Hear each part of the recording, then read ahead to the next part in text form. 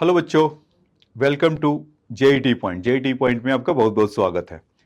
अभी तक हम लोग इस लेक्चर में, अब तक के लेक्चर में या वर्क एनर्जी थ्योरम के जो हम लोग कर रहे थे, तो उसमें हमने उसका जितना कॉन्सेप्ट होता था वो कवर किया था। फिर एससी वर्मा बुक्स से वो क्वेश्चंस किए थे 1 to 62। उसमें दो क्वेश्चन 63 और 64 रह रहा था। तो अब तक का मतलब लेखा जोखा ये था कि मतलब almost all of the concept of the work energy power हमने कवर किया था और 99% हो गया होगा।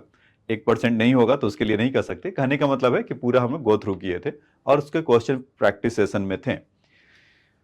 तो मैंने बोला था कि दो क्वेश्चन है एससी वर्मा के, बाद में उसको देखा जाएगा क्योंकि वहां पर वो समाप्त हो गया था। तो आज के लेक्चर में उसी को कवर करेंगे। हाँ, जो 99% था तो उसमें 1% था आपका इक्विलिब्रियम का जो कॉन्सेप्ट होता था वर्क एनर्जी पावर में, उसको हमें देखना था। ठीक है, तो वो उससे स्टेबल, अनस्टेबल और न्यूट्रल टाइप के जो तीन इक्विलिब्रियम होते थे उस पर दो क्वेश्चन, एक क्वेश्चन उस पर बेस्ड है तो उसको उस पर रख लिया। एक स्यूडो फोर्स के लिए है, क्वेश्चन नंबर 64 के बारे में बात कर रहा हूँ। ठीक है, तो अभी जो स्टार्ट करूँ उसके पहले आपको उसके बारे में थोड़ा सा और ब्रीफ कर देता हूँ कि जो स्टेबल इक्विलिब्रियम या इन शॉर्ट इक्विलिब्रियम के बारे में देखना था। उस समय change in potential energy with respect to distance क्या होता था, उन सबों के बारे में डिस्कस करेंगे। तो अभी देखिए कि जैसे कंजर्वेटिव फोर्सेस अगर होते हैं या फील्ड फोर्स में जैसे हम देखते थे कि कहीं हम फोर्स लगाते थे तो उसके चलते वर्क डन होता था। तो वर्क डन होने का क्या था कि अगर उसी के डायरेक्शन में था या अलोंग द फोर्स के डायरेक्शन में हम काम करते थे तो वर्क को कन्वर्टेड टू द हमारा पोटेंशियल एनर्जी हो जाता था। या सॉरी, उसमें काइनेटिक एनर्जी अगेंस्ट द जब फोर्स जाते थे तो पोटेंशियल एनर्जी हो जाता था। तो कंजर्वेटिव फोर्सेस जनरली कि हम अगर देखें ग्रेविटेशनल फोर्स, इलेक्ट्रोस्टैटिक्स फोर्स इस तरह के होते हैं। तो उसमें क्या होता है कि आप अगर कहीं फोर्स अगर लगाएं तो वो चीज उसमें या तो वर्क में, जैसा कि पहले भी बोला, काइनेटिक एनर्जी में। अगेंस्ट द फोर्स अगर लगाते हैं तो उसके पोटेंशियल एनर्जी में। और उसमें क्या होता था कि राउंड ट्रिप का जो वर्क डन होता था वो जीरो होता था। ठीक है, फिर दूसरा होता है नॉन कंजर्वेटिव फोर्सेस। तो उसमें क्या होगा कि उस फोर्स के अगेंस्ट जब लगाएंगे तो इस बार क्या होगा कि वो उसके कॉन्फ़िगरेशन में चेंज ना होकर वो इन्वायरमेंट में हीट के फॉर्म में चला जाएगा। उसका कॉमन एग्जांपल है आपका फ्रिक्शनल फोर्स। तो ये सब चीजें अब तक हमने कर रखा है। अब देखिए कि उसी को आगे और कैसे बढ़ाते हैं। जैसे कि मान लीजिए कि कोई ऑब्जेक्ट है यहां से m, और उसको बहुत दूर से अगर कहीं इस पॉइंट पर ऐसे ला रहे हैं और उससे r डिस्टेंस अगर हो रहा हो और इसको कहीं ऑलरेडी इन्फिनिटी से लेकर आ रहे हैं, तो उसमें जो हम फोर्स उस पर लगा रहे होंगे कि चलो तुम यहाँ पर चलो इन्फिनिटी से r इक्वल टू, यहाँ से इन्फिनिटी और r equal to r a distance पर होगा। तो बेसिकली क्या हो रहा होगा कि हम f डॉट डी आर कर रहे हैं और इंटीग्रेशन ऐसा लगा रहे हैं और u ऐसा निकल कर आ रहा है। अगर अगेंस्ट द फोर्स अगर काम कर रहे हैं तो वहां पर नेगेटिव ऐसा आ जाएगा, यही होगा ना। तो u equal to minus F dot D R, इस तरह का। तो इसमें अगर देखा जाए कि अगर, या इसमें उस समय का ड्यू होगा तो इन दोनों में इंटीग्रेशन करेंगे तो u हो जाएगा और यहां से f डी आर ऐसा। तो यहां से अगर हम, या चलिए इसको इंटीग्रल फॉर्म में ऐसा D U equal to F dot D R, उसके पहले का एक कहानी था कि मतलब ये सारा वैल्यू जो देगा आपको वो u के बारे में और यही चेंज इन आपका पोटेंशियल एनर्जी रहता था। तो अब इसको देखें कि डी यू बाई अगर डी आर अगर करते हैं तो यहां से इसका माइनस एफ।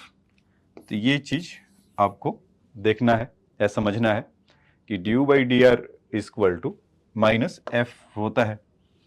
ठीक है बच्चों, अब क्या है कि इसके बाद अगर हम ऐसा समझें कि D you by D R equal to minus F हो गया, तो मतलब एक तरह से जो पोटेंशियल एनर्जी की जो बात है कि उस समय का कंजर्वेटिव फोर्स होगा। और किसी भी अगर अगर कहने का मतलब है, मतलब धीरे धीरे आपको इक्विलिब्रियम पर लेकर आ रहे हैं कि फॉर इक्विलिब्रियम अगर है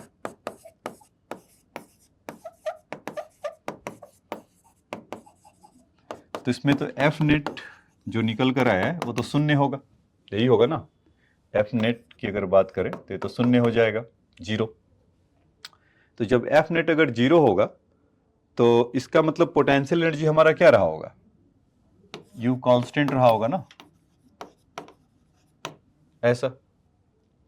तो इसमें फिर क्या होता है कि D you by D R equal to F net अगर जीरो है, तो अगर सेकेंड डेरिवेटिव इसका देखें डी आर टू, तो अगर ये तो मान लीजिए कि उस समय फोर्स ऑफ वेरिएबल कुछ और हो, तो इसमें फिर यहाँ से तीन कंडीशन आएगा एफ नेट अगर जीरो होने का। तो उसका कंडीशन ये है कि मान लीजिए कि अगर फोर्स या D you by D R का वैल्यू ही जीरो हो, निगेटिव हो या पॉजिटिव हो, तो उससे हमारा तीनों चीज वो निकल कर आता है।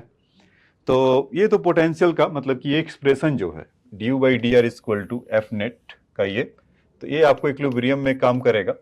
तो बेसिकली क्या होता है कि स्टेबल इक्विलिब्रियम ऐसा हुआ, या मतलब इक्विलिब्रियम ऐसा हुआ कि हम इक्विलिब्रियम में जैसे हम लोग फोर्स ऑफ डायनेमिक्स से समझ कर आए थे कि एफ नेट अगर जीरो है तो उसका एक्सेलरेशन, या अगर नेट एक्सेलरेशन जीरो है तो उसका नेट फोर्स जीरो होगा। हो सकता है पार्टिकल मोशन में भी हो, ऐसा नहीं है कि एफ नेट वहां पर जीरो नहीं हो, वहां पर हो यूनिफॉर्म वेलोसिटी से जा रहा होगा तो एफ नेट उसका जीरो होगा। तो उससे हम कह सकते हैं कि पार्टिकल इक्विलिब्रियम में है, तो मोशन वाला इक्विलिब्रियम में है, एक बात।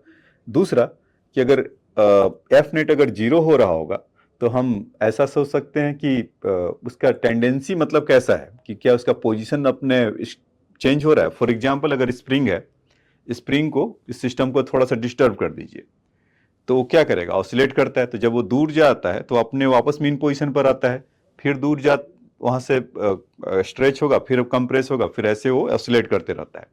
तो कहने का क्या मतलब है, आपका जो बॉब वाला सिस्टम है कि अगर थोड़ा सा उसको कर दिए पेंडुलम सिस्टम में तो कुछ इस तरह से ऑसिलेट करेगा, और मतलब एयर रेजिस्टेंस अगर है तो 20 25 या 30 बार वो करते करते, मतलब एयर रेजिस्टेंस इसलिए बोलना पड़ रहा है कि ऐसा तो हम कहीं नहीं सकते ना कि कभी वो रुकेगा ही नहीं, कभी ना कभी तो रुकेगा एयर रेजिस्टेंस के वगैरह से।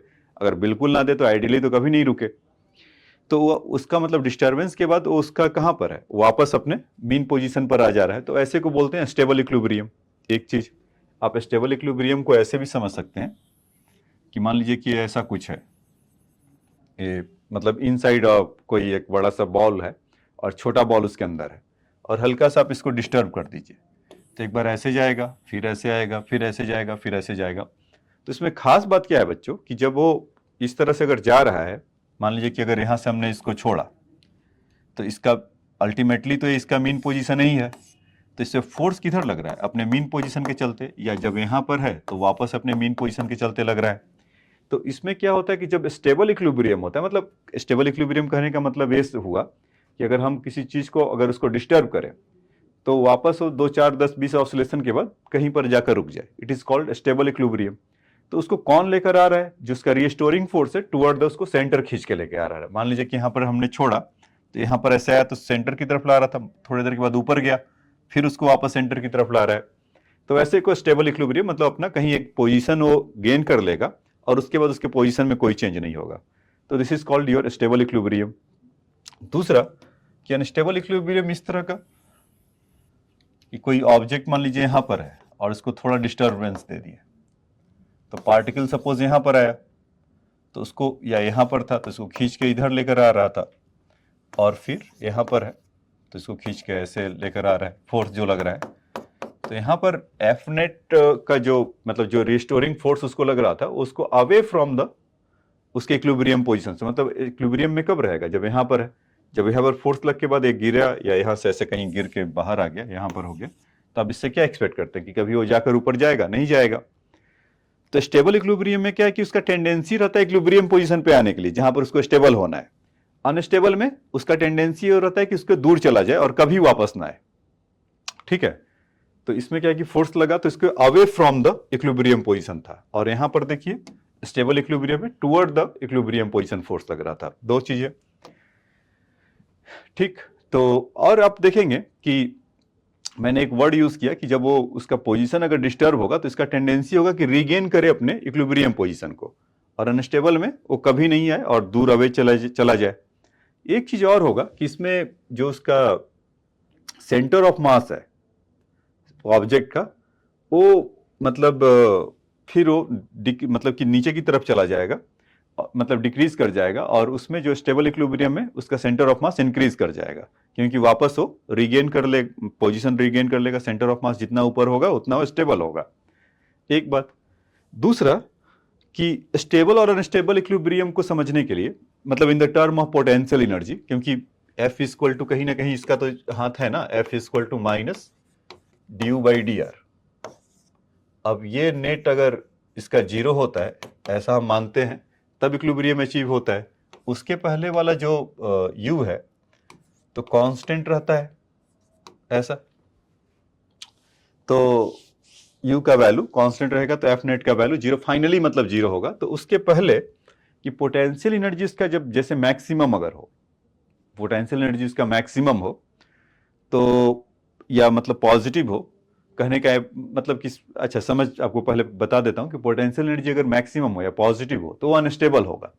पोटेंशियल एनर्जी इसका निगेटिव हो, निगेटिव का मतलब चेंज इन पोटेंशियल एनर्जी से मतलब है, तो वो क्या होगा कि अनस्टेबल होगा।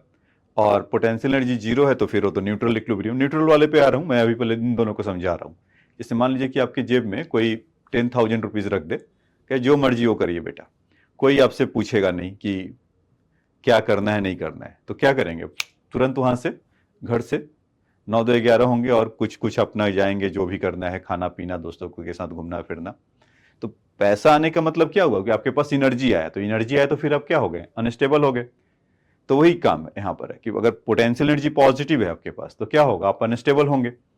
पोटेंशियल एनर्जी अगर निगेटिव है, मतलब है ही नहीं, मान लीजिए कि दूसरे को देना है, निगेटिव में है, तो अब घर से ही बाहर नहीं निकलेंगे, बाहर जाऊंगा तो मांग लेगा। तो उस तरह के फॉर्म में एनर्जी में तो अपना वो स्टेबल इक्विलिब्रियम में रहेगा। न्यूट्रल कि कभी जहां पर उसको रख दिया वहां पर उसका रहे आएगा। तो बेसिकली इन सब बातों को यहाँ पर समराइज कर करके यहाँ पर लाया हूं आप लोग के लिए, कि इसमें क्या कर रहा है कि एफ नेट मतलब कि ये है आपका स्टेबल के लिए,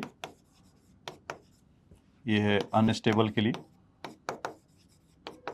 और ये है न्यूट्रल के लिए। तो तीनों बातों में एफ नेट तो जीरो होगा तभी तो इक्विलिब्रियम में होगा।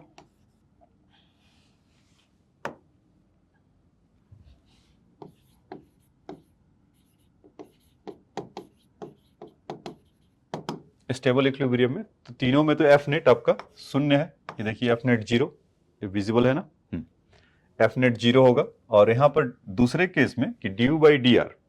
अच्छा बच्चों, एक चीज और उसमें देखिए कि यहां पर जो आपको बता रहा था कि एफ नेट का वैल्यू या u वर्सेस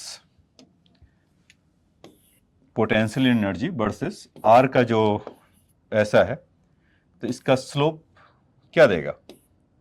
यही देगा ना, du और dr।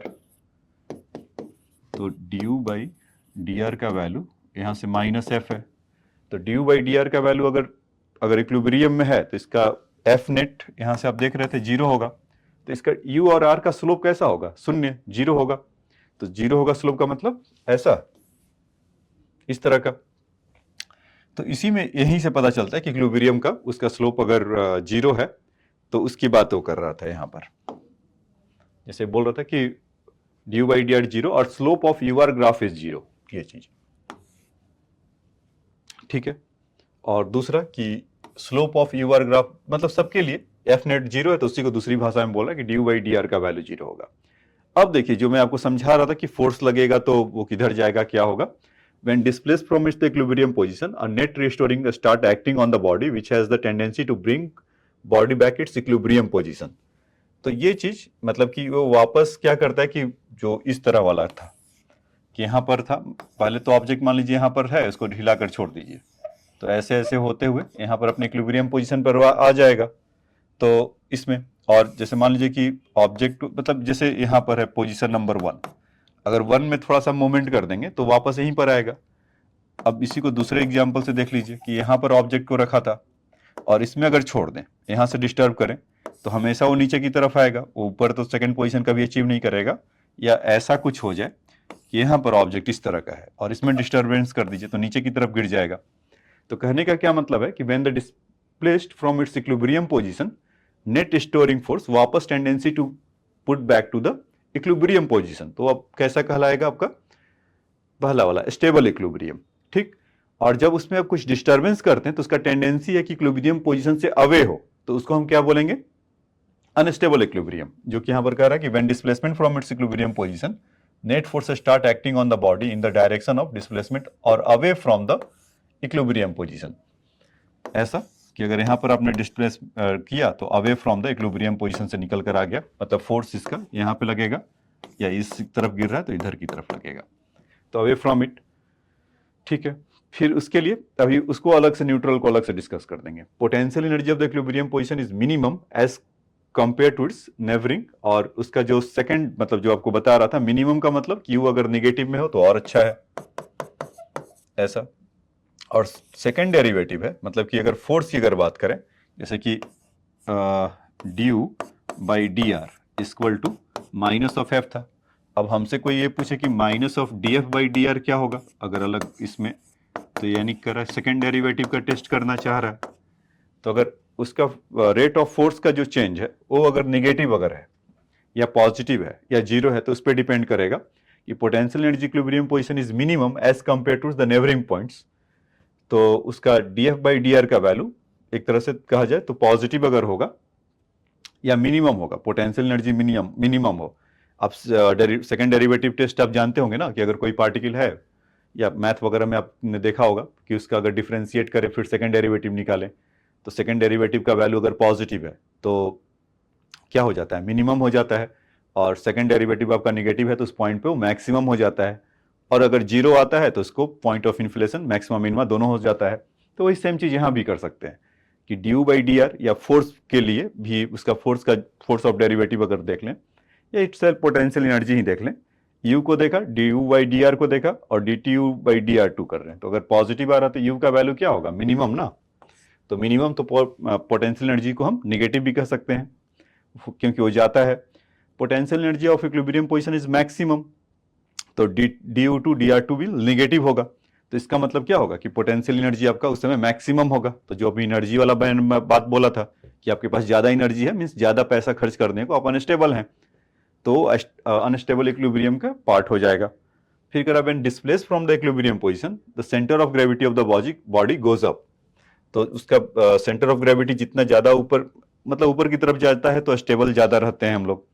अब देखिएगा कि हम लोग क्यों फॉल डाउन करते हैं, गिरते हैं, मतलब कि जैसे मान लीजिए कि मैं ऐसा हूं और एक तरफ ऐसा ऐसा ऐसा ऐसा झुकूं मैं, तो हमारा क्या होगा, ग्रेविटी एक तरह से शिफ्ट होने लगता है, दूसरी तरफ जाने लगता है, नीचे की तरफ आने लगता है और हम टंबल कर जाते हैं।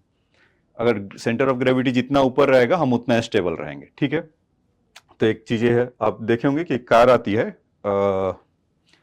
फॉर्च्यूनर, उसमें ऊपर का विंडो नहीं होता है, पता है आपको, सनरूफ उसमें नहीं होता है। उसका रीजन है कि जो वो कार जिसका मैं नाम ले रहा हूं वो ऑलरेडी बहुत हाइट पर है, और विंडो खोलने के बाद आप और ऊपर की तरफ गए तो क्या होगा, सेंटर ऑफ ग्रेविटी उधर शिफ्ट कर जाएगा उसके लिए, तो उस केस में वो अनस्टेबल होगा।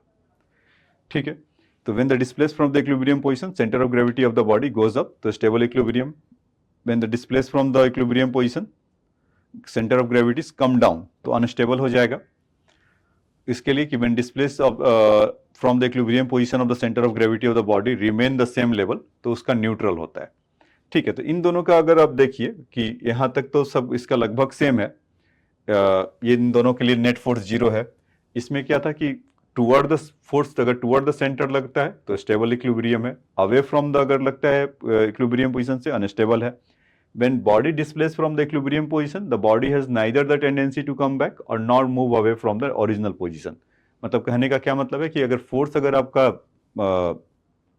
मतलब ना वहां से अवे जा रहा है ना टुवर्ड्स आ रहा है, मतलब न्यूट्रल टाइप का है, तो उसको न्यूट्रल इक्विलिब्रियम, मतलब जहां से उठा के रख दे। मान लीजिए कोई एक टेबल पे ऐसा रखा हुआ है अपने घर में, सोचिए कि अगर कोई ऑब्जेक्ट या पानी का ग्लास है, आप रख कर चले जाइए पढ़ने, फिर वापस आइए तो आपको ही मिला, अनटिल और अनलेस कोई आपको उठाए ना, मतलब फर्स्ट लॉ ऑफ इक्विलिब्रियम की बात कर रहा हूँ, या मतलब first Newton's law of motion की बात कर रहा हूँ, तो वो वाला ही केस है। तो जहां है वहीं पर पड़ा रहेगा, उसका ना टेंडेंसी है इक्विलिब्रियम पोजीशन पे टुवर्ड्स जाने का ना अवे फ्रॉम जाने का। अगर इस तरह का अगर है प्लेन सरफेस पे अगर रखा हुआ है तो वैसे को न्यूट्रल इक्विलिब्रियम कहते हैं। और उसका अगर पोटेंशियल एनर्जी का वैल्यू अगर देखा जाए तो वहां पर पॉइंट ऑफ इन्फ्लेशन टाइप का D you two upon D are two का वैल्यू शून्य होगा। Again when the displace from the equilibrium position the centre of gravity of the body remain same level. आप उसमें कोई भी चेंज करिए, आप इधर मूव करिए, ग्लास का बॉटल का है तो जहां पर है वहीं पर रहेगा। ठीक है बच्चों, तो ये तो आपका इसमें बातचीत हुआ कि मतलब एक थ्योरेटिकल जो आपको एक चाहिए था ग्राउंड, वो आपको मैंने तैयार करके दिया। तो इन नट सेल कि आपको सीखने को क्या मिला। देखो अगर इक्विलिब्रियम में है तो एफ नेट 0 होगा, तो सीखने को यह मिला कि हमें जो एक तरह से एनर्जी ग्रेडियंट है वो हमारा पोटेंशियल एनर्जी एक तरीके का हो गया। यही सीखने को नया मिला ना, कि मतलब अभी तक हम एनर्जी पोटेंशियल एनर्जी समझते थे ड्यू टू कॉन्फ़िगरेशन, अब हमने उसको किसको लेकर आए, उसमें मतलब कि जो कंजर्वेटिव फोर्सेस वगैरह होता था, अब हम देखें कि ड्यू बाई डी आर कैसे चेंज हो रहा है। मतलब कि potential energy equal to F dot D R पहले से भी जानते थे, टुवर्ड द फोर्स करते थे, अगर उसमें अगर जिधर फोर्स लग रहा है उधर ही डिस्प्लेसमेंट तो पॉजिटिव होगा, अगेंस्ट द काम करते थे तो पोटेंशियल एनर्जी उसमें स्टोर होता था, वर्क उसका नेगेटिव करके। इस तरह का वो सब बेसिक बातें हम समझते थे। लेकिन हम अब इस तरह से भी देखेंगे कि अच्छा ठीक है, फोर्स है, पोटेंशियल एनर्जी है, तो उसका variation with respect to distance क्या हो रहा है, फोर्स का क्या लिंक है। तो ये चीज हमने यहां पर पाया कि अगर कोई इक्विलिब्रियम पोजीशन में अगर है तो इसके 3 तरीके के थे। तो जो ड्यू बाई डी आर आ रहा है, ये इसका क्या हेरा फेरी हो रहा है, इस पर क्या रोल हो रहा है।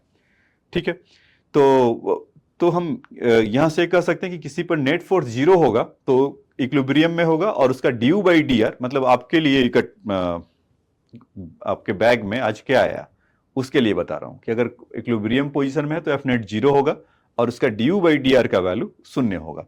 अब इतने से कॉन्सेप्ट को, 1 लाइन 2 लाइन का जो कॉन्सेप्ट आया, इस कॉन्सेप्ट को ऐसा आप रख सकते हैं, ड्यू बाई डी आर का वैल्यू माइनस ऑफ एफ। ठीक है, तो अभी क्या होगा कि ये जैसे एनर्जी का डिसिपेशन अगर है या विथ रिस्पेक्ट टू आर है, तो फोर्स से 3 तरह के तरीके से भी हो सकता है। इसी फोर्स को अगर स्पेस में अगर कहीं लगता है तो हम ऐसा बोलते हैं ना कि F X I, F Y J and F Z K, ऐसा। तो अगर हमें इसके लिए एक चाहिए या एफ के लिए, तो यहां से हम बोल सकते हैं क्या, F equal to minus del U del X. Del किस लिए, पार्शियल डिफरेंशिएशन दिखाने के लिए, मतलब बहुत छोटा चेंज अगर है तो I minus del U by del Y J minus del U by del Z के, इस तरह का हम ऐसा इसमें बोल सकते हैं। तो अभी आप देखेंगे इसमें क्वेश्चन मैं कुछ लूंगा, और इसका डेल का मतलब क्या होता है बच्चों, पार्शियल डिफरेंशिएशन। मतलब कि अगर एक वेरिएबल है, मतलब अगर 2 वेरिएबल एक्स और वाई हैं, तो हम x में अगर करेंगे तो y कांस्टेंट होगा, अगर y को करेंगे तो x कांस्टेंट होगा। वो अब देखिएगा कि कैसे इसको लेते हैं। तो ये कॉन्सेप्ट आपको समझ में आया होगा कि ड्यू बाई डी आर अगर कहीं 0 है तो उसमें उसका वैल्यू जो या एफ नेट अगर 0 है तो ऐसा है, और D U by D R equal to minus F होता है, तो उसमें अगर 3 डायमेंशनली सोचे तो F X Y, F Y Z, F Z के, इस तरह का होगा। तो आइए एक सिंपल सा क्वेश्चन पहले समझते हैं, उसके थ्रू और आपको समझने को मिलेगा।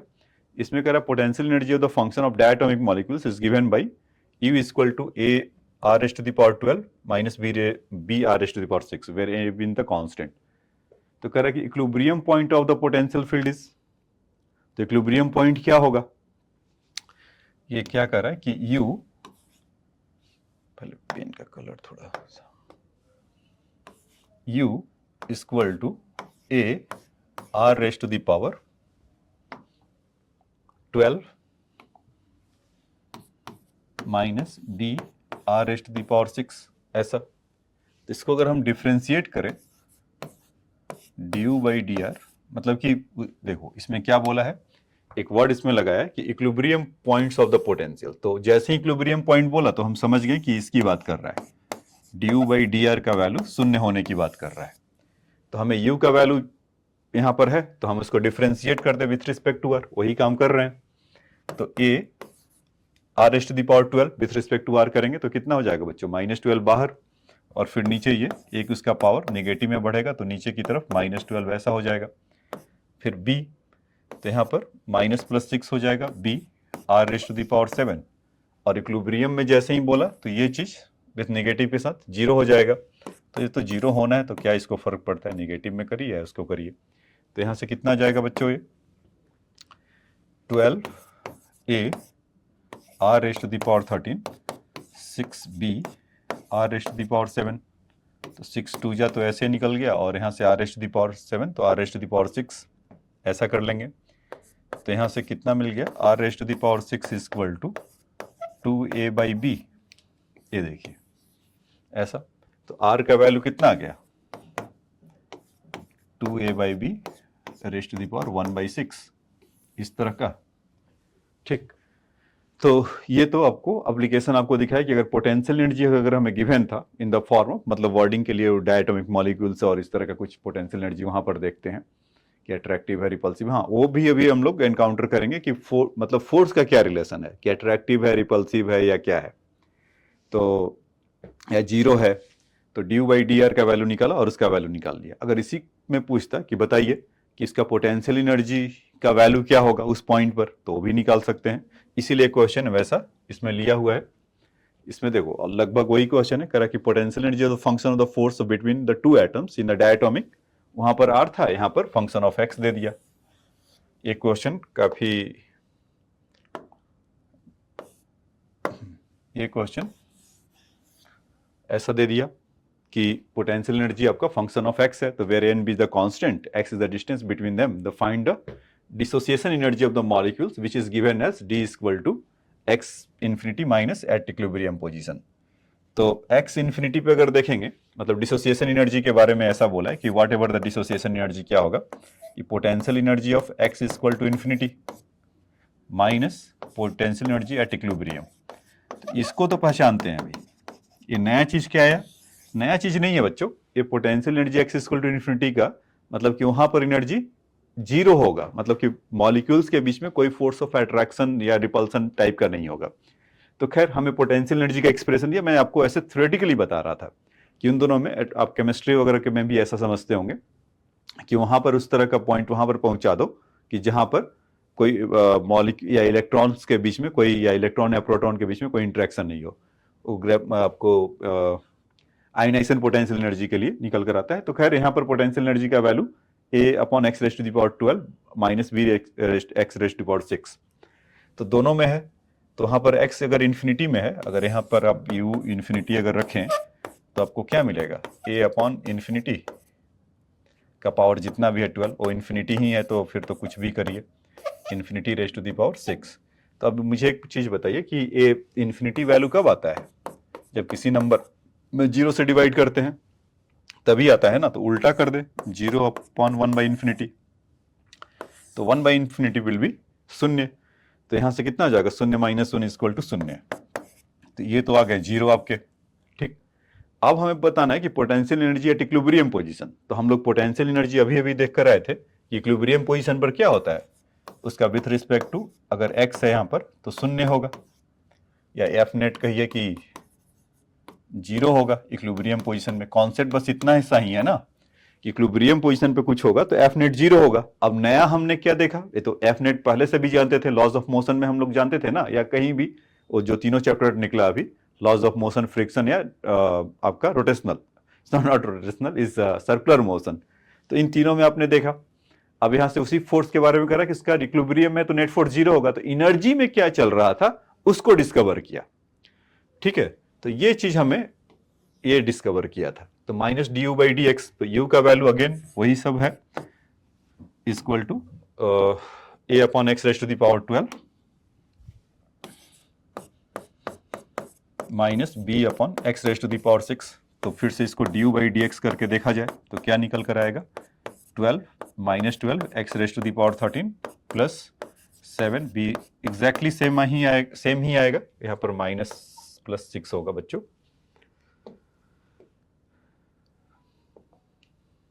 ऐसा, तो अगर इसका वैल्यू अगर शून्य होगा तो इस कितना निकल कर आ गया, 2 X rest to the power 6, अच्छा ये गायब कर दिया था, इक्वल टू 6 कैंसिल कर दिया क्योंकि यहां से 6 और 12 लेकर भेज दिया उधर, तो b X rest to the, ऐसा x मिलेगा, अच्छा वो भी क्यों मिलेगा, वो तो कैंसिल ही हो गया, मतलब एक तरीके से 1 हुआ, मतलब 6 हटाया X raised to the power 7 उधर 0 की तरफ कर दिया, तो x का वैल्यू कितना आ जाएगा 2ab raise to the power 1/6। तो ये आ गया। अब हमारा जो इस पोजीशन पर वो मतलब कि इक्विलिब्रियम पोजीशन होगा, तो x जब इतना होगा 2a/6 2a/b raise to the power 1/6, उस समय पोटेंशियल एनर्जी कितना होगा, तो पोटेंशियल एनर्जी हमारा इतना होगा, तो क्यों ना उसका वैल्यू रख लिया जाए, तो रख लेते हैं अभी। ठीक है, तो यहां से अगर आप देखेंगे u एट इक्विलिब्रियम पोजीशन,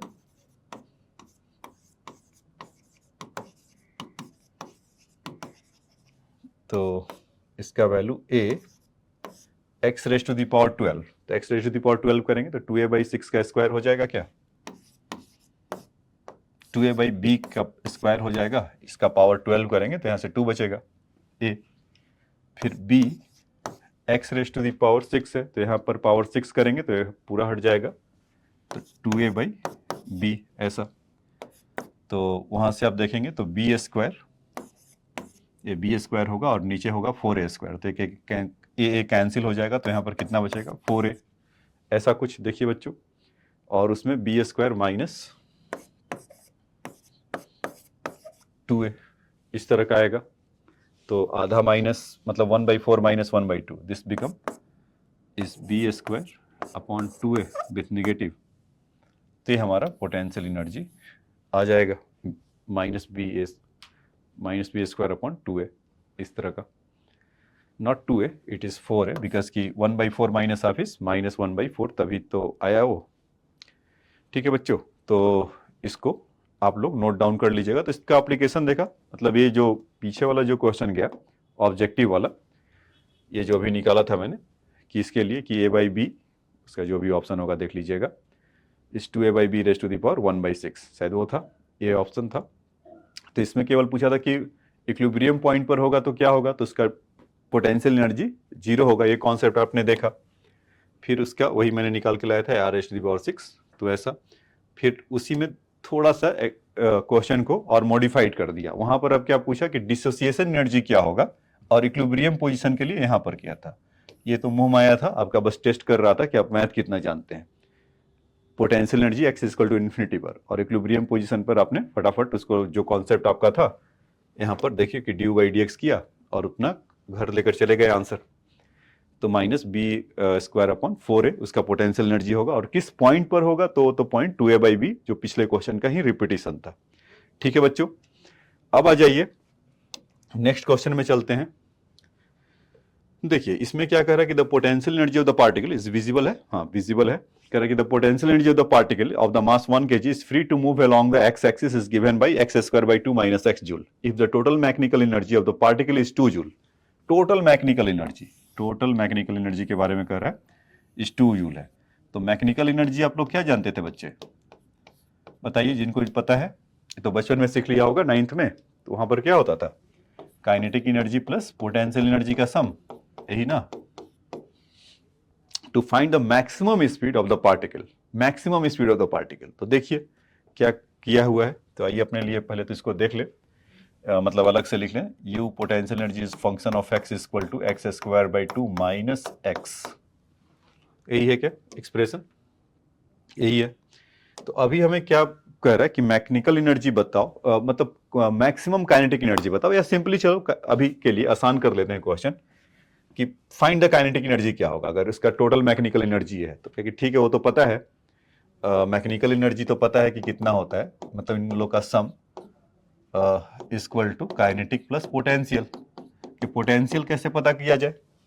तो यहाँ पर देखिए एक बात लिखा बोला है, उससे आप चाहे तो आप जब SHM वगैरह जब पढ़ेंगे तो और इसको क्लैरिफाई कर पाएंगे, लेकिन यहाँ पर भी जब एनर्जी वाला हमने पढ़ ही रहे तो उतने का वेट क्यों करें, अभी इसको थोड़ा सा R&D करके समझ लेते हैं, रिसर्च डेवलपमेंट का काम करके, कि मैक्सिमम स्पीड जब होगा, तो देखिए बच्चे जब मैक्सिमम स्पीड होता है तो जनरली उस समय काइनेटिक एनर्जी इसका मतलब मैक्सिमम है, तो पोटेंशियल एनर्जी क्या होगा, मिनिमम। तो पोटेंशियल मिनिमम कहां तक, इस शून्य कर लेते हैं, यही ना।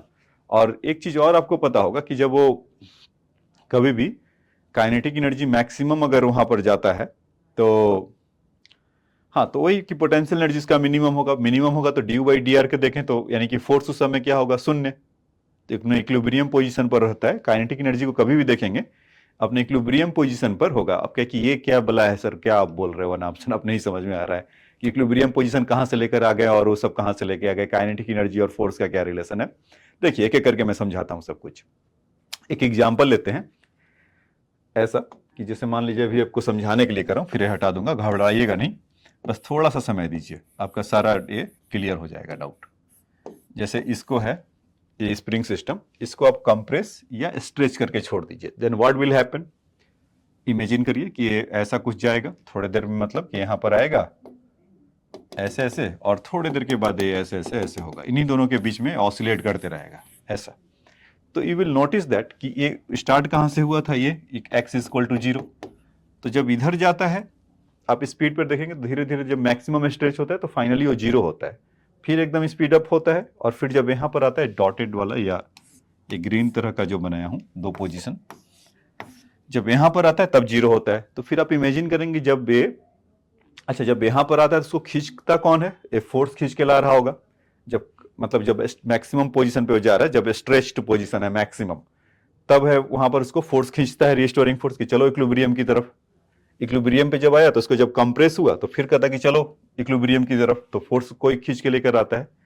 लेकिन जब वो इक्विलिब्रियम पोजीशन पे इटसेल्फ होता है तो वहां पे कोई फोर्स नहीं लगता है। मैं ही समझाना चाह रहा था कि F इक्वल टू 0, और उसमें आप नोटिस करेंगे जब इस तरह का मोशन है हिलडुल हो रहा होगा, ट्रू एंड फ्रो, हिलडुल का मतलब ट्रू एंड फ्रो मोशन हो रहा होगा, आगे जा रहा होगा पीछे आ रहा होगा, आगे जा रहा होगा पीछे जा रहा होगा इस पोजीशन पे, तो आपने नोटिस करेंगे कि जब वो जाने के बाद जब आ रहा होगा तो उस समय उसका मैक्सिमम स्पीड होगा, और जब यहां से जब कंप्रेस होने के बाद जब जा रहा होगा तो इक्विलिब्रियम पोजीशन पे भी उसका मैक्सिमम स्पीड होगा। तो कहने का मतलब क्या हुआ बच्चों कि उस समय काइनेटिक एनर्जी उसका मैक्सिमम होगा, स्प्रिंग का पोटेंशियल एनर्जी में कोई स्ट्रेच नहीं होगा, वो अपने नेचुरल लेंथ पर होगा।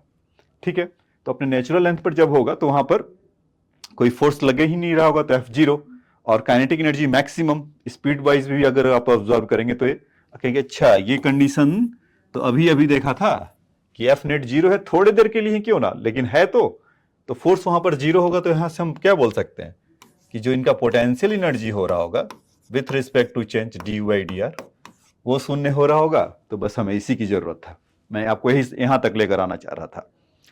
ये चीज अगर आपको समझ में आए तो बहुत ही अच्छी बात है, नहीं तो आप पेंडुलम से भी समझिए कि जैसे मान लीजिए कि पेंडुलम है और ऑसिलेट कर रहा है, इसको थोड़ा सा अगर डिस्टरबेंस दे दें तो ये ऐसे जाएगा, फिर जाने के बाद फिर वापस आएगा और फिर आएगा, ऐसा कुछ होगा क्या? बिल्कुल यही होगा। So then you will notice that कि when it is going from the extreme position right, so momentarily come to rest and then come back to the equilibrium position and then going away from the equilibrium position or extreme left and then come back to the mean position.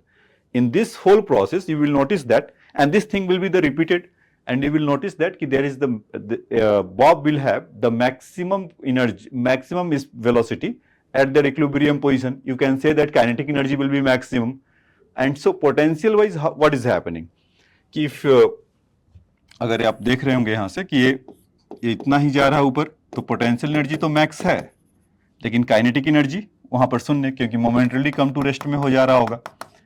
इस point पर kinetic energy max हो रहा होगा, लेकिन potential energy बच्चों शून्य, कि यहीं पर मतलब ग्राउंड पर अगर है, ये थोड़ा नीचे बन गया, आप इमेजिन करेंगे तो ये कुछ ऐसा बनेगा ना, अगर इस तरह के आर्क में है तो फिर उसका पोटेंशियल एनर्जी बढ़ रहा है।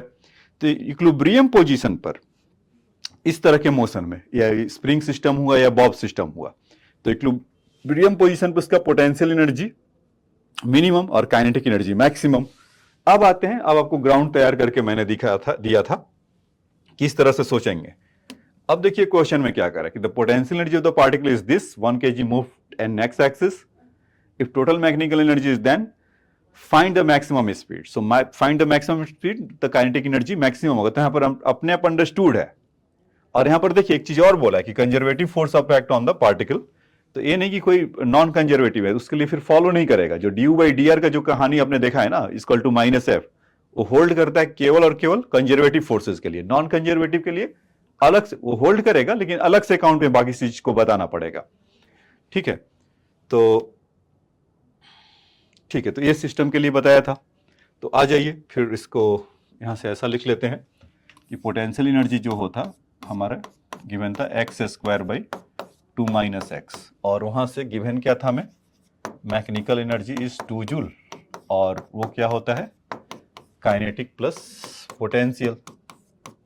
ठीक है, और मैकेनिकल एनर्जी हमेशा कांस्टेंट रहता है, तो अगर वो मिनिमम होगा या उस समय उन दोनों का सम क्या होगा, और एक और साथ ही साथ 1 किलो का उसका मास भी दे रखा है। ठीक है, तो ये अब हम इसको गारंटेड ले सकते हैं। मान लीजिए मैं डायरेक्ट ही बता देता इसको कि यू एक्स, ठीक है, ये जितना आया, अब D you by d x करो और उसका वैल्यू शून्य ले लीजिए, 2x बाई 2 माइनस 1। तो आप पूछते कि ठीक है क्यों हुआ, कहते कि अच्छा अभी तो बताया था कि वो कुछ होगा उसका इक्विलिब्रियम पोजीशन, क्यों हुआ वो मैंने प्रूफ करके दिखाया यहाँ पे। अब उसके बाद आप आसानी से इसको नोट कर सकते हैं। तो यहाँ से देखिए, तो इसका 0 हुआ तो x का वैल्यू यहाँ से आपका 1 मीटर आ गया होगा, आ जाएगा। तो x इक्वल टू 1 मीटर हुआ तो यहाँ से हम पोटेंशियल एनर्जी निकाल सकते हैं क्या, तो मैकेनिकल कितना दे देगा, u ऑफ एट 1 पर 1 मीटर पर रखेंगे तो 1/2 माइनस 1, तो कितना आ गया, -1/2 जूल, ऐसा। ठीक है, अब देखिए कि 1 मीटर पे तो इतना है। अच्छा, अब इसको क्या कर सकते हैं कि एक काम और भी कर सकते हैं आप कि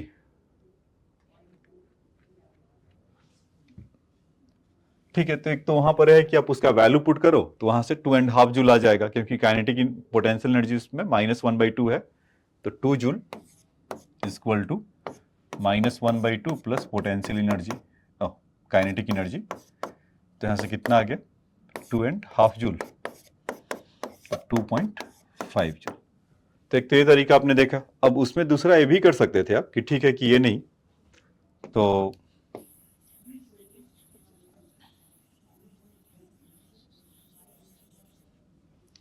आप इसके बाद ये भी काम कर सकते थे कि मैकेनिकल एनर्जी चलो ठीक है 2 जूल है, किसी पॉइंट पर कितना है, x square by 2 minus x इस प्लस काइनेटिक एनर्जी।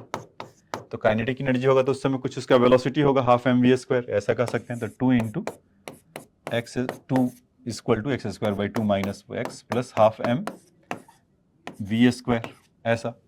तो अब v मैक्सिमम होगा in with respect to x, तो हम क्या करेंगे, अगर v स्क्वायर अगर मैक्स है तो हम यहां से बोल सकते हैं ना कि इसका d of v square upon dx will be 0 होगा। मैथ का भी कॉन्सेप्ट लगा सकते हैं, बिल्कुल लगा सकते हैं। तो देखिए अगर इसको डिफ्रेंशिएट करेंगे तो कितना होगा बच्चों, इसको यहां पर पकड़ के इसको लेकर आइए तो 0 हो जाएगा। एक्स स्क्वायर का डिफ्रेंसिएशन अभी देखा था, 2x माइनस 1 और 1/2 रख लीजिए, और वी स्क्वायर बाई एक्स, अगर वो उस पॉइंट पर अगर वो 0 मतलब उसको एक क्वांटिटी मान रहे तो वी स्क्वायर बाई एक्स उसके लिए अगर देखेंगे तो इट सेल्फ उसका वैल्यू कितना आ जाएगा, 0, यही ना। तो ठीक है, तो अब वहां से देखिए अब कि इसका वैल्यू अगर 0 हुआ तो पूरा, तो x का वैल्यू समय कितना आ गया, इज 1/2, इसको 2x का वैल्यू, तो x का वैल्यू अगर हाफ उस एक्सप्रेशन में रखेंगे तो अपने आप जो वहां पर लेकर आए थे आपका निकल कर आ जाएगा। ठीक है,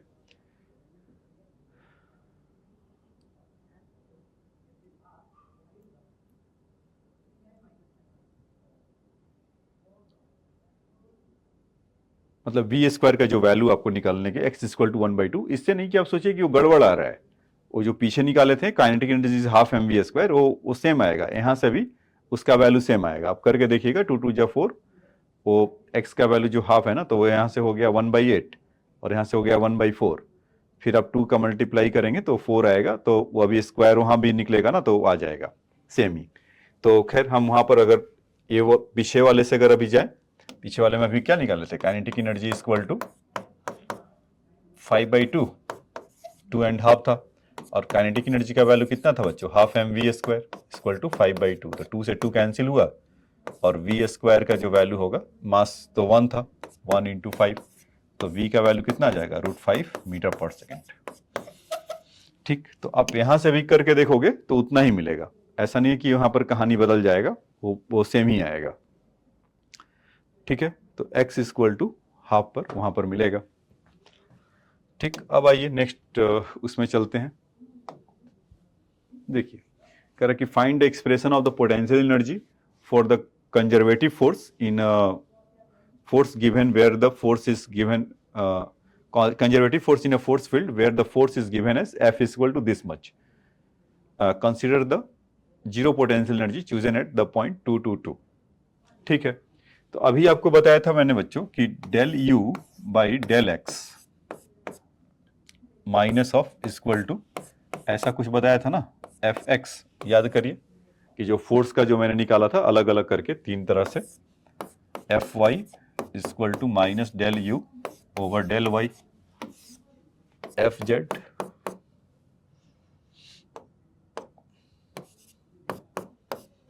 del U by del Z,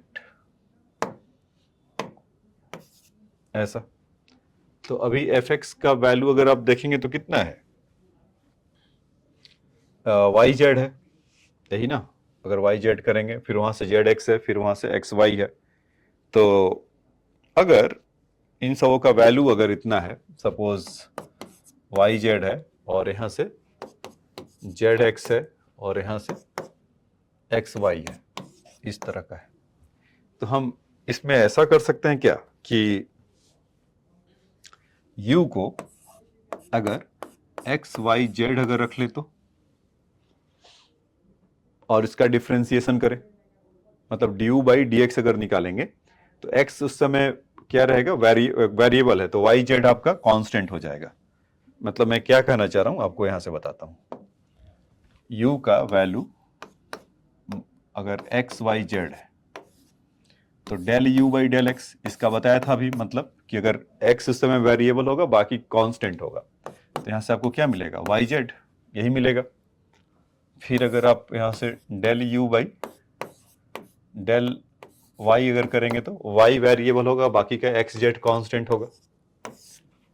और del U by del Z अगर करेंगे तो वहां से कितना हो जाएगा, एक्स वाई, ऐसा। तो इस तरह का मिल रहा है। और वैसा ही ये अगर इसमें अगर कर लें कि इसमें अगर नेगेटिव अगर एक और डाल देते हैं एफ एक्स, लेकिन हम तो जानते थे कि इस चीज में del U by del X का एक नेगेटिव होता था तो एफ एक्स डिफाइन होता था, तो यहाँ वही नेगेटिव डाल देते हैं। वैसे ही एक नेगेटिव यहाँ डाल देंगे तो हमारा कुछ एफ वाई का वैल्यू आ जाएगा, इसमें नेगेटिव डालेंगे दोनों साइड, और सिमिलरली एक यहाँ नेगेटिव डालेंगे तो हमारा एफ जेड का जो वैल्यू होगा माइनस एक्स वाई, ऐसा हो जाएगा क्या। तो देखिए यहाँ पर एग्जैक्टली वो एक्स वाई जेड वहाँ पर है और निगेटिव तो वहाँ पर नहीं है, तो हम इसको क्या करेंगे, निगेटिव लाने के लिए तो स्टार्टिंग में ही सोच लें माइनस एक्स वाई जेड होगा, तो ये सब देखिए कि अपने आप माइनस हुआ तो प्लस होने लगेंगे, मतलब वहां पे नहीं करना चाहिए था ये वाला, क्योंकि फोर्स तो उसको डिफाइन ही कर रहा है ना, F of negative of x, तो ये अपने आप पॉजिटिव हो जाएगा, ये पॉजिटिव हो जाएगा और ये पॉजिटिव हो जाएगा। क्यों, क्योंकि यहाँ पर माइनस अगर एक्स्ट्रा अगर डालते हैं एक्स वाई जेड यहाँ पर डालते हैं तो ये आपको मतलब सोचना पड़ेगा, जो मैं अभी कर रहा हूं कि अगर ये वाई जेड है जेड एक्स है, तो आपको फिर मैथ का फिर वो ज्ञान ले रहा है कि आपका मैथ में कितना प्रैक्टिस करके आए हैं कि एक्स वाई जेड का अगर तीन प्रोडक्ट होगा। अच्छा, बहुत लोग ये भी कह रहे होंगे कि ठीक है सर, ये तो बात ठीक है कि आपका एक्स वाई जेड अगर ऐसा हो रहा है तो लेकिन इसका भी तो हो सकता है कि कोई टर्म यहाँ पर कांस्टेंट हो। यस, इसी के लिए कि अगर माइनस एक्स वाई जेड का वैल्यू उसका अगर सी का भी डिफ्रेंसिएशन करेंगे तभी होगा, क्योंकि कांस्टेंट का डिफ्रेंसिएशन तो जीरो होता है। एग्जैक्टली तो हम यहाँ पर आपको यही करने के लिए है कि consider the zero potential energy is chosen at 222 पर है, तो हमें एक तरह से एक्स वाई जेड पर उसका एक्सप्रेशन निकाल कर लाना था। तो इसका हेल्प से मतलब कि जो हमें अभी किया, तो हम यहाँ पर ऐसा बोल सकते हैं कि u is equal to our in the function of X Y Z अगर कर दें, उसी की भाषा में लिख दें X Y Z is equal to X Y Z with negative plus some C. तो अब कहेंगे सी को क्या किया जाए, तो वहां पर बोला है ना कि zero potential energy at the 222, तो यहाँ पर अगर 222 करेंगे तो इसका वैल्यू कितना आ जाएगा, जीरो, और माइनस 2 इंटू 2 इंटू 2, वहां पर कोऑर्डिनेट दे रखा है बच्चों 2,2,2 का, तो प्लस सी, तो कांस्टेंट का वैल्यू कितना आ गया 8। तो बस, तो आपका इन जनरल जो पोटेंशियल एनर्जी है इसकी जहां हम खोज में थे ये कितना हो जाएगा, E of X Y Z equal to minus X Y Z plus 8, ऐसा निकल कर आ जाएगा। तो ये समझ में आया?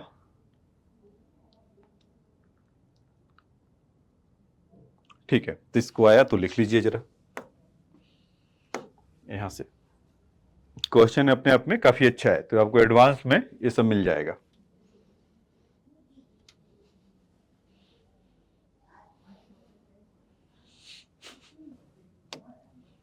इसको लिख लीजिए।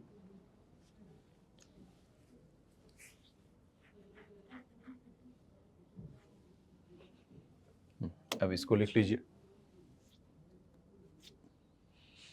ठीक है, तो आपने लिख लिया होगा। अब आ जाइए नेक्स्ट क्वेश्चन में चलते हैं। देखिए अब यहाँ पर एक और है, इस बार रिवर्स लेकर आया हूं, कर कि potential energy of the particle at the region is space given by u equal to 2xy plus yz joule. Here x and yz are the meter and find the acting on the particle of the in general point P. Find the force acting on it. तो ये हमारा expression given है, ये चीज इसका है। तो मैंने सोचा कि पोटेंशियल एनर्जी या इक्विलिब्रियम पर जितना भी क्वेश्चन है ज़्यादा से ज़्यादा आपको लेकर आया जाए। तो इस तरह से ऐसा मिला। तो पोटेंशियल एनर्जी 2xy और yz है, तो अभी हमें देखिए u equal to 2xy plus, अच्छा एस.सी. वर्मा को नहीं भूलें बच्चों, ये क्वेश्चन नंबर 1 तो जरूर है, लेकिन वो 63 है या 64 है और 65 वाला बाद में होगा। तो अभी इस पे आ रहे हैं, ये कौन सा दे दी है क्वेश्चन, नहीं ये तो करा दिया था आप लोग को, चैन वाला होगा ना, हाँ ये है यहाँ पे।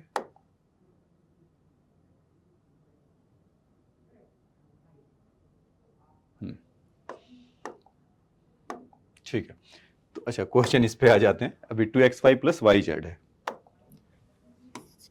yz ऐसा पोटेंशियल एनर्जी है। ठीक है, तो अभी हम इसको अगर करें del u by del X, हमें फोर्स चाहिए क्योंकि एक्स वाई जेड यहाँ पर है। तो पहले del U by del X देखते हैं, तो कितना, minus del U by del X देख लेते हैं।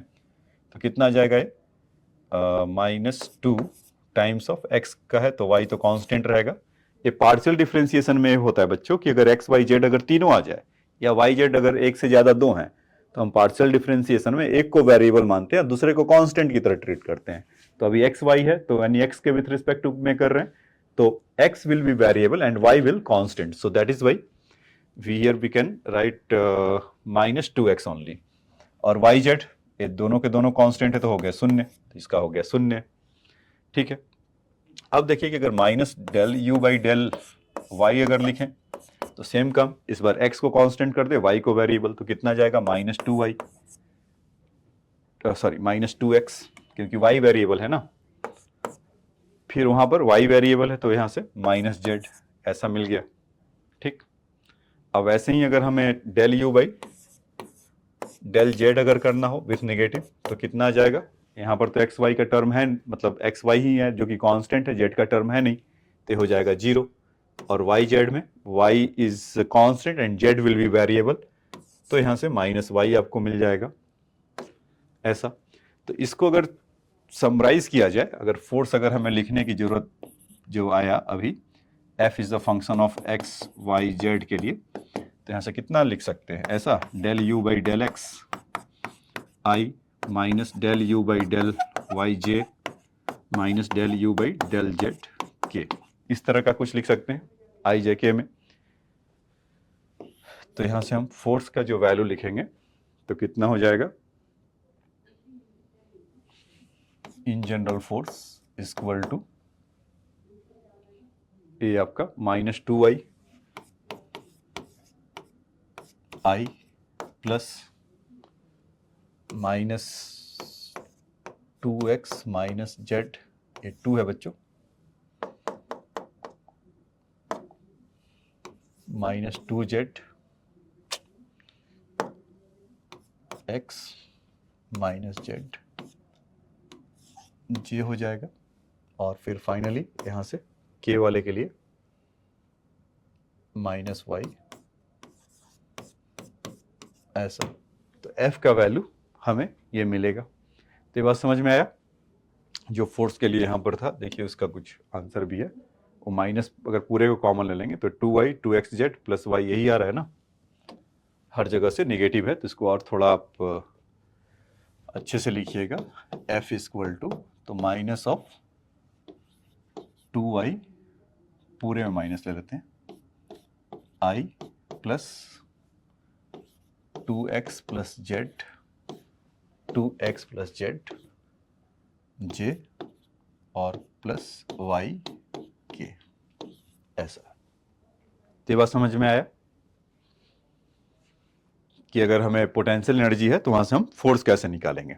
ठीक है बच्चों, तो ये तो आज के पोटेंशियल एनर्जी पर कहानी था कि पोटेंशियल एनर्जी अगर मिनिमम होगा या फोर्स एफ नेट अगर जीरो होगा तो ड्यू बाई डी आर, मतलब इक्विलिब्रियम का कहानी था कि फोर्स अगर जीरो हो रहा होगा या इन जनरल फोर्स का एक्सप्रेशन क्या होगा। तो इस तरह का हमने आज देखा, जो कि आपको जनरली एडवांस लेवल में ऐसा मिल जाता है, और दिन आपका ठीक रहा तो मेंस में जो वेरी फर्स्ट क्वेश्चन आपको जो बताया था वैसा एक मिल जाता है। अब आ जाइए, अच्छा लिखना है आपको, ये वाला लिख लीजिए।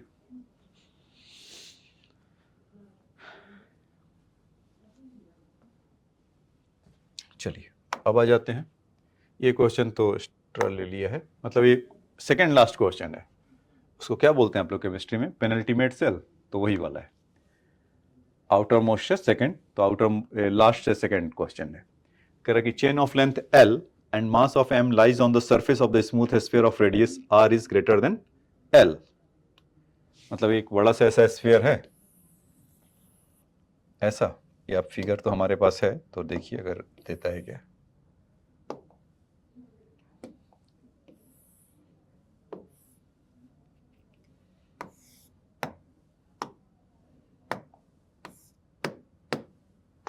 शेप क्यों नहीं दे रहा भाई, 2D में।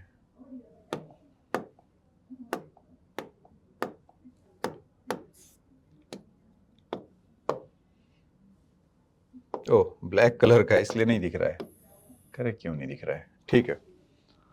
तो इसके बाद यहाँ पर एक चेन को क्या बोला है, ये एक बार पहले क्वेश्चन है तसल्ली से पढ़ लेते हैं। कह रहा है chain of length L and mass m lies on the surface of a smooth sphere of radius r is greater than L with one tied to the top of the sphere.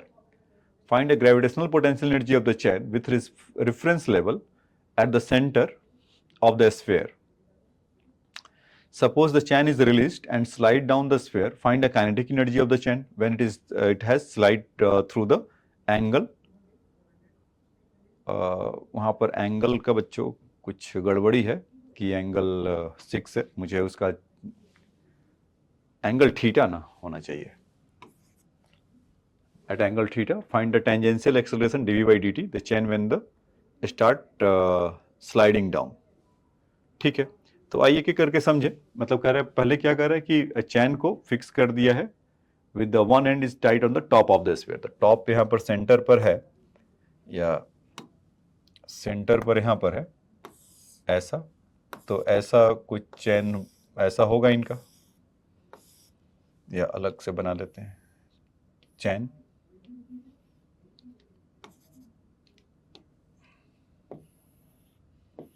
ऐसा।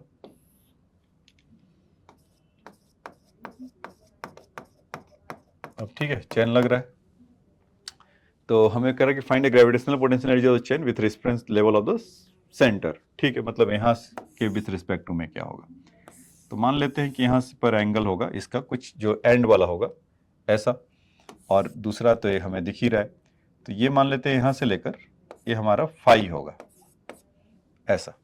ठीक, यहाँ पर मान लीजिए कि कुछ theta होगा, तो छोटा सा पार्ट, अगर ये थीटा है तो छोटा सा पार्ट डी थीटा ले लेते हैं, अगर ये थीटा है तो यहाँ से थीटा ऐसा कर देते हैं।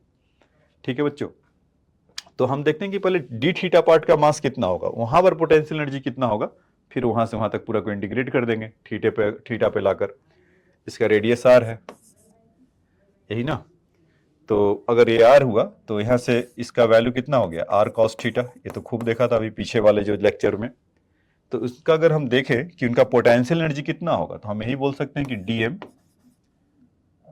जी, और ये डिस्टेंस है एच, ए एच का वैल्यू कितना है, आर कॉस थीटा, तो उसके चलते पोटेंशियल एनर्जी इसमें कितना होगा store, D U equal to D M G H. ठीक है, तो डीएम तो डीएम है, जी एच का तो पहले मुहूर्त में लिख लें आर कॉस थीटा, ऐसा। अब इस पे ध्यान दे कि ये डीएम का वैल्यू कितना है, इस विजिबल है ना, छोटा लग रहा है, ठीक है, बोल तो रहा हूं तो सुनाई तो पड़ रहा होगा, तो उसको विजुलाइज कर लीजिएगा कि ये डी थीटा है, तो इस डी थीटा पार्ट का मास कितना होगा, let DM be the mass of D theta part. अब देखिए चैन का लेंथ कितना है बच्चों, एल, और उसका मास कितना गिवन है, एम, तो इसमें एम है और इसका लेंथ एल हुआ, एम बाई एल, और छोटा सा पार्ट है उसका डी थीटा, तो उतने पार्ट का लेंथ का कितना होगा, आर्क, बताइए, आर्क इक्वल टू ये पढ़ा है ना बचपन के दिनों में, रेडियस इंटू डी थीटा, तो रेडियस आर है और एंगल सबटेंड कितना करा, डी थीटा, तो हमें उतना का लेंथ का डीएल रखना पड़ेगा, तो एम इंटू एल, मतलब कि एल पूरा है तो छोटा सा डीएल था, तो डीएल का वैल्यू कितना हो गया, आर इंटू डी थीटा, ऐसा। तो ये डीएम पार्ट का मास आ गया क्या बच्चों, इसकी जरूरत कहाँ है, यहाँ, ऐसा, डीएम पर, तो उनको वहां पर ले जाकर पुट कर दिया जाए, बिल्कुल ले जाकर पुट कर देते हैं, तो कितना आ गया डीएम का value, M by L R D theta, ऐसा कुछ होगा क्या, और पहले से दो लोग वेट कर रहे हैं, जी आर एंड कॉस थीटा, तो हमारे पास पूरा एक्सप्रेशन क्या मिला बच्चों, एम एल जो कांस्टेंट वाला है, आर स्क्वायर, ये तो हमें मिल ही गया, M by L R square, और जी को भी बाहर ले लेते हैं, और यहां से cos theta into D theta. So potential energy is the function of D theta के टर्म में आ गया ये चीज। इसके बाद तो मैकेनिकल काम है, तो आपको दिमाग यहां तक लगाना था, समझ में आया क्या इसमें, कि let the DM be the part, मतलब कि जो भी वो बोला था कि इसका पोटेंशियल एनर्जी कितना है, तो पहले सोचे कि अच्छा डीएक्स अगर हम नहीं जानते थे ना भाई, इसमें और उसमें किसमें डिफरेंस है, इसमें उसमें का मतलब अगर कोई पॉइंट मास था, मान लीजिए कि इसका मास एम है और ये हाइट एच पर है, ग्राउंड से या जो इनका सेंटर बोला है वहां से अगर एच हाइट रहता, तो मैं पूछता कि बताओ बच्चे पोटेंशियल एनर्जी क्या होगा, your answer will the instantly एकदम तुरंत बोलते सर एम जी एच। यहां पर क्यों आकर अटक गए, ये वाला चैन वाले में, क्योंकि मास तो बताओ पहले कितना है, क्योंकि मास एम है, लेकिन मास वो आप देखेंगे तो वो एक जगह से तो नहीं है ना, उसका वेरिएशन अलग अलग है, ये वाला इस साइड पर है, ये वाला पार्टी साइड पे, ये वाला पार्टी हाइट पर है, तो डिफरेंट डिफरेंट हाइट पर है, इसीलिए हमें बताने में दिक्कत था, तो हम कहे अच्छा चलो एक ऐसा काम करते हैं, एक डीएम चुरा लेते हैं यहां से, तो इस डीएम का पोटेंशियल एनर्जी कितना होगा, लेट कर लेते हैं एच, तो डीएम जी एच, तो उसको देखा कि मान लिया कुछ इसका थीटा एंगल होगा तो उसका डी थीटा होगा, तो हाइट पता किया गया, तो कितना है भाई यहां से वाला डिस्टेंस, तो आर कॉस थीटा, तो इसके लिए तो आर कॉस थीटा ये निकल के आया। अब डीएम क्या है, तो डीएल पार्ट का मास था, वो कैसे आया, मास पर unit length multiply with DL, DL क्या होता था, आर इंटू डी थीटा, तो वहां से लाकर चुपके से यहां डाल दिए, ये हमारा हो गया। अब हम इंटीग्रेशन का ज्ञान रखते हैं, तो ये पूरा इसको इंटीग्रेट करेंगे तो ये हमें मिल जाएगा, और इंटीग्रेशन हमारा यहां पर करेंगे तो ये हो जाएगा थीटा। अब थीटा देखा जाए कहां से, तो थीटा को तो ऐसे लिया था, तो थीटा का वैल्यू 0 लिखेंगे रखेंगे तो टॉप मोस्ट पॉइंट पे पहुंचेंगे, और थीटा का वैल्यू 5 रखेंगे जहां तक उसका लेंथ है, तो वहां तक का मिल जाएगा। तो हमें इंटीग्रेट बेसिकली करना है 0 टू, यहां पर वाटर मार्क अगर लग जाएगा बच्चों तो मे भी ना दिखे, लेकिन मैं अगले स्लाइड में लिख दूंगा, क्योंकि अभी तो बोर्ड है तो मैं पढ़ा रहा हूं तो एज्यूम कर रहा हूं कि आपको दिख रहा है, कैमरा में जो मैं देख रहा हूं वो दिख रहा है, लेकिन sometime they put the water mark over here, then you will unable to see that. So what to do now, next slide में इसको मैं कर देता हूं,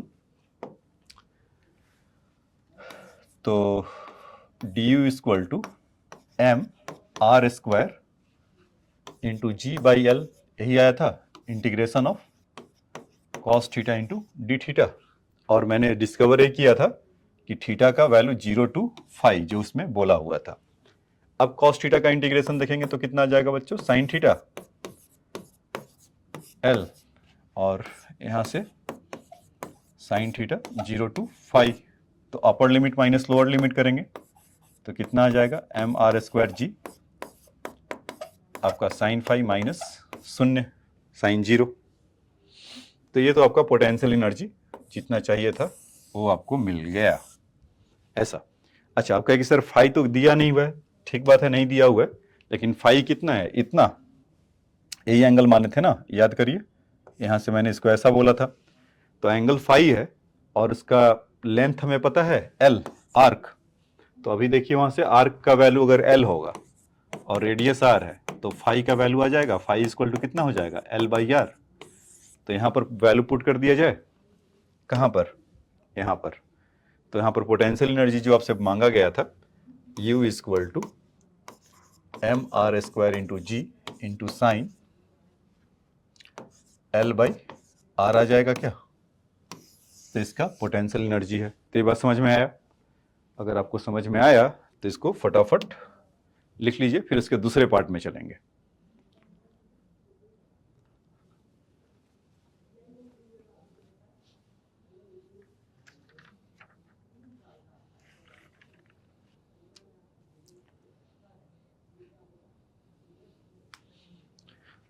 ठीक है बच्चों, लिख लिया। अब आ जाइए, इसको लिख लीजिए।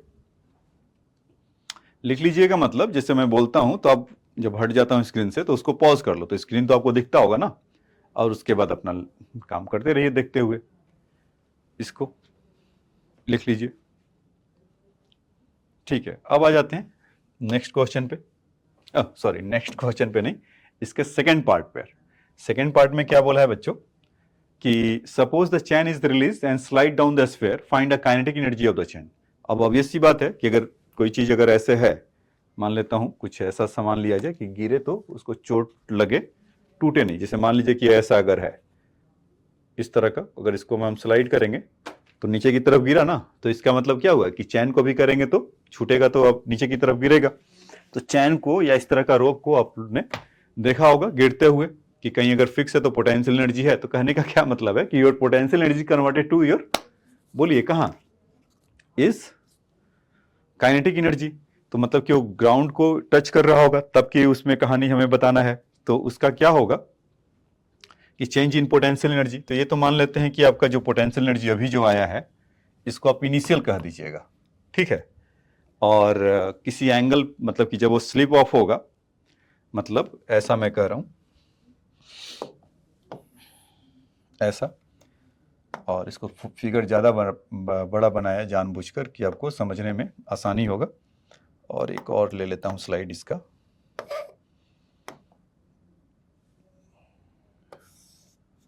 अब ऐसा होगा और यहाँ पर ये ऐसा होगा, मतलब जब पहले वाला कलर से, पहले वाला क्या था वो बता दे रहा हूं, ये ऐसा कलर में था, टॉप मोस्ट पॉइंट नहीं आ रहा पूरा, ऐसा टॉप मोस्ट पॉइंट पर था और वो था कुछ ऐसा। अभी जो पीछे निकाला ना तो एंगल इसको माना था कि यहाँ से थीटा से फाई, मतलब ये वाला निकाला। अभी देखिए इमेजिन करके कि जब वो स्लाइड करेगा तो कुछ ऐसा आ जाएगा, मतलब इसका जो ये पोजीशन था इनिशियल फाइनल, थोड़ी देर के बाद अब ये इनिशियल ये फाइनल हो जाएगा, क्या यही होगा ना। तो हमें इस पोजीशन पे अगर वो चेंज हो रहा होगा तब उसके लिए बताना है। तो ठीक है, तो हम पहले से उसमें जानते ही थे, क्या जानते थे कि वो सब जहां तक, यहां तक तो हम आ ही गए थे ना इसका वैल्यू लेकर कि D U equal to M R square G over L, और यहां से कॉस थीटा का इंटीग्रेशन इंटू डी थीटा, यही था। अब बस खाली वो थीटा बदल रहा है, यही हो रहा है ना। इसको मतलब मान लीजिए कि नए पोजीशन में आप इसको आप फाई कह लीजिए, मतलब यहां से इसके लिए, और ये वाला ओरिजिनली इसको थीटा मान लीजिए, यही ना, या उसको रुको, थीटा मतलब ओरिजिनली इसको ऐसा कर देते हैं, ये वाला थीटा मतलब जब आया तो उस समय एंगल थीटा बना रहा था, अब वो कितना बनाएगा, मतलब वहां से जहां से निकला है थीटा प्लस, मतलब यहां तक फाई है तो टोटल कितना बना रहा होगा, थीटा प्लस फाई। तो हम यहां से बोल सकते हैं ना कि थीटा से थीटा प्लस फाई तक हम कर सकते हैं। ये समझ में नहीं आया क्या कि मतलब कि चेंज इन पोटेंशियल एनर्जी, या उस समय का पोटेंशियल एनर्जी जो चाहिए कि जब वो एंगल कितना बना रहा है फाई, और उस समय जब स्लिप ऑफ हुआ होगा तो यहां पर आया होगा तो ये थीटा हुआ होगा, तो फाइनली वो कितना बनाएगा, थीटा प्लस फाई। अब इस पे मत जाना कि सर 90 डिग्री है लिख दो ना, वहां से नहीं लिख सकता, क्योंकि हमें वो पता नहीं कि क्या पता कि वो स्लिप ऑफ हो रहा हो या उसका कांटेक्ट खत्म हो रहा होगा। अगर आना होगा तो अपने आप वो जीरो या कुछ ऐसा निकल कर आ जाएगा, लेकिन हाँ एक बात तय है कि थीटा का वैल्यू हमें क्या पता है कि 0 होगा।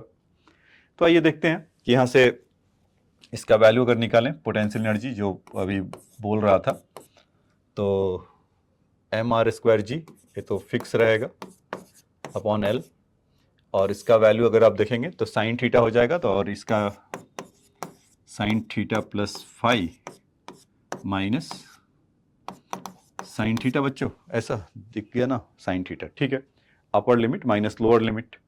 तो अगर आप उसमें थीटा का वैल्यू अगर 0 रखेंगे तो कितना आ जाएगा, mr² g/l, और ये हो जाएगा sine theta, sorry sine five minus sign theta का वैल्यू, ये तो खैर 0 ही आ गया। तो खैर उसी पोजीशन में हम लोग आ गए क्या, उसी पोजीशन में आ गए। तो ठीक है,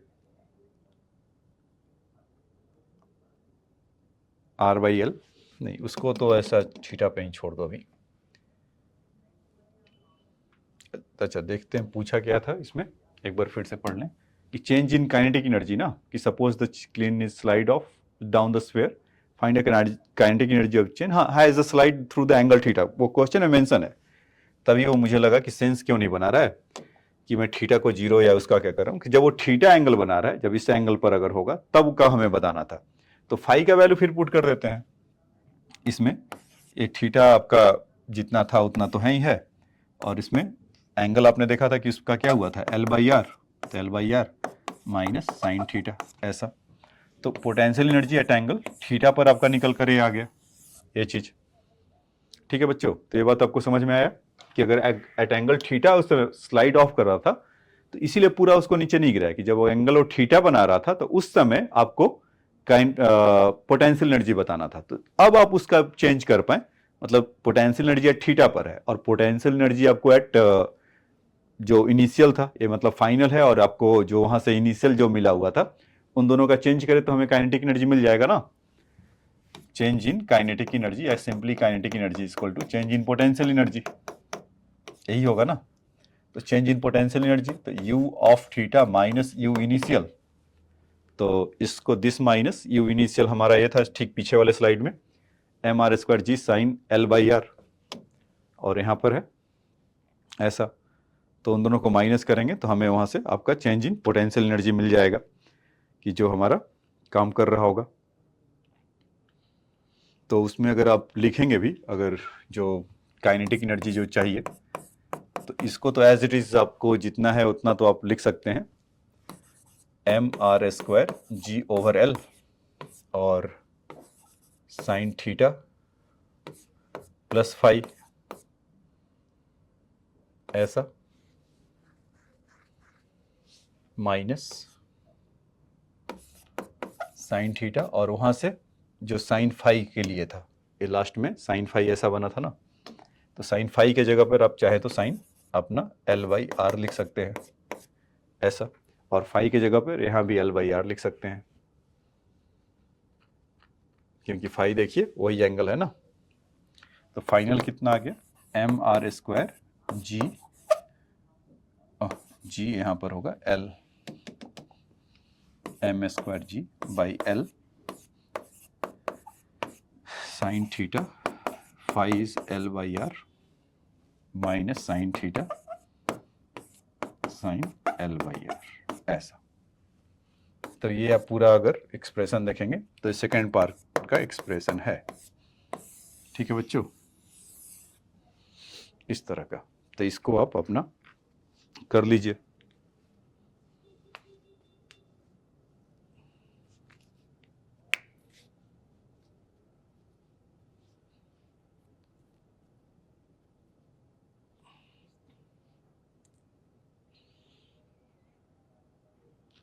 ठीक है, चलिए तो इसको नोट डाउन कर लीजिए। अब क्या पूछा है इसके बाद, जो इसका पिछला स्लाइड था, इसमें क्या पूछा है बच्चों, कह रहा है कि find the tangential acceleration dv by dt of the chain when the chain starts sliding down. तो when find the du tangential acceleration dv by dt the chain when sliding down. तो देखिए जब चैन स्लाइडिंग डाउन हो रहा है तो हमें एक तरीके से जब नीचे की तरफ आ रहा है तो उस समय उसका एक्सेलरेशन एक तरह से बताना है। तो हमें एक तरह से फोर्स चाहिए, तो फोर्स चाहिए तो ये आ गया क्या दिमाग में, ड्यू बाई, बोलिए क्या, डी थीटा। अगर function u is a function of, अगर थीटा है तो फंक्शन ऑफ r होता तो लेते, तो ये आ गया ना। अभी जो मैंने बोला था कि यहाँ से भी वो उसी की याद दिला रहा है, मतलब कि जो इक्विलिब्रियम वाले क्वेश्चंस थे, तो वहां पर भी एक वही हो रहा है, अनस्टेबल इक्विलिब्रियम हो रहा है। अगर एक बार स्लाइड डाउन हो रहा है तो कभी नहीं आएगा, तो यहाँ से ड्यू बाई डी थीटा हमें चाहिए। और ड्यू बाई डी थीटा क्या था, हम यही देखे थे ना, M square R G by L, और यहाँ से कॉस सॉरी साइन, यहाँ से ये था, ये अभी लेके आए थे थीटा पे ना, sign theta plus five minus sine theta, ऐसा। तो theta plus five minus not cos, after differentiation के बाद वो आएगा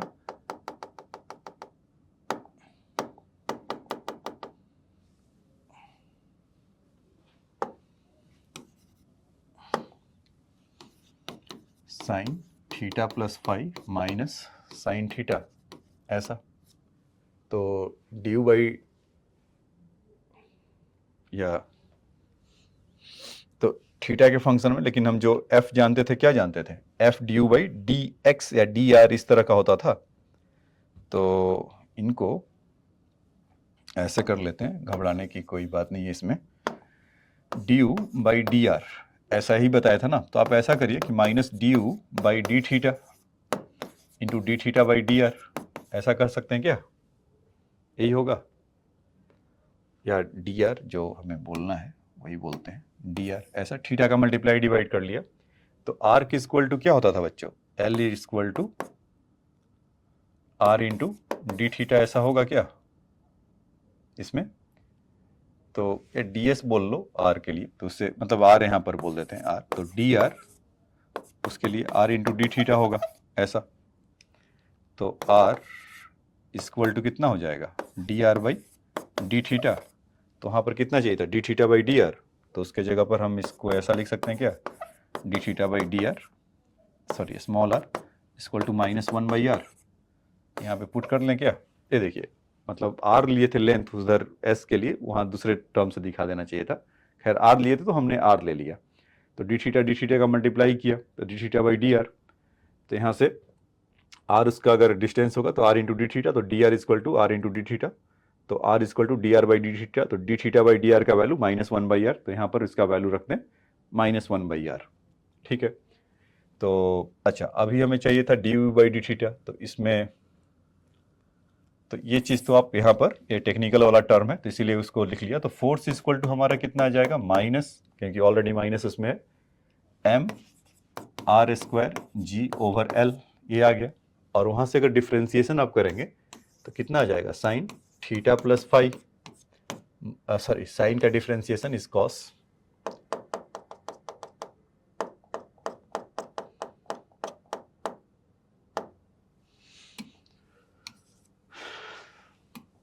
is cos theta plus five, theta का करेंगे तो वन, और माइनस कॉस थीटा, ऐसा डिफ्रेंसिएशन आ जाएगा।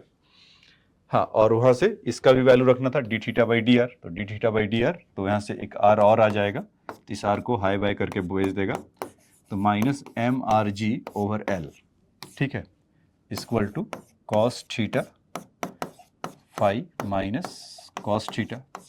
तो थीटा का वैल्यू कहाँ से आया है, एक्चुअल में ये वाला जो थीटा था ओरिजिनली, ये जो एक्सप्रेशन निकल कर आया था, थीटा का वैल्यू समय जीरो पर था, तो उस समय का, और स्लीप ऑफ होगा तो फाइव के लिए पूरा, तो यहाँ से इसका वैल्यू अगर रखेंगे कॉस थीटा का वैल्यू जीरो, तो minus M R G over L हो जाएगा, और ये आपका आ जाएगा कॉस फाइव माइनस वन, और कॉस फाइव का वैल्यू क्या था बच्चों, एल बाई आर, तो उसको रख देते हैं। तो चलिए अगले इसमें रख देते हैं कि जो आपका काइनेटिक एनर्जी, मतलब कि ये एफ का वैल्यू है, हमें तो डी बाई डी टी निकालना है, तो अभी अलर्ट रहना है।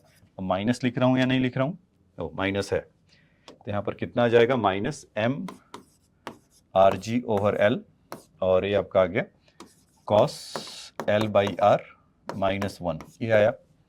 अभी हमें dv/dt चाहिए, तो जैसा हम जानते हैं m में होता है, तो मास को भी हाई बाय करके जाना पड़ेगा, तो Rg/L यहाँ से cos ऑफ L/R -1 ऐसा आ जाएगा क्या, ऐसा dv/dt के लिए। तो ये बात समझ में आया बच्चों आप लोग को। तो ये था कहानी इसका देखने का, किसमें कि मतलब इसमें यूज जो था du/dt था, इसीलिए इस क्वेश्चन को बचा के रखा था कि इक्विलिब्रियम वाले में जहां पर उसका चेंज था वहां पर बताया। तो इसमें आपको सीखने को बहुत सारा कुछ मिला होगा, तो इसको आप आराम से फिर से जाके देखिए स्लो मोशन में कि हो क्या रहा है, चीज कैसे आया, थीटा पर था तो कितना आया, फिर उसका काइनेटिक एनर्जी निकालना था तो चेंज इन पोटेंशियल एनर्जी, एक एंगल थीटा पर लेकर आए तो वो चीज़, फिर हमें जब फोर्स लाना था तो उसकी कहानी को हेल्प किए कि F = -du/dr जो हमने सीखा था उसको यहाँ पर यूज़ किया और फिर वहाँ से बता दिया। अब आ जाइए आज के लास्ट क्वेश्चन में, कि जो लास्ट क्वेश्चन है वो SC वर्मा का भी है। तो इसमें क्या कहा जा रहा है कि smooth sphere of the radius r is made of the translate in the straight line with a constant acceleration a particle kept on the top of the sphere is released from the, there is zero velocity, and with respect to the sphere find the speed of the particle with respect to the sphere as a function of angle its slide। तो theta बना रहा होगा, उसके term में बताना होगा और क्या।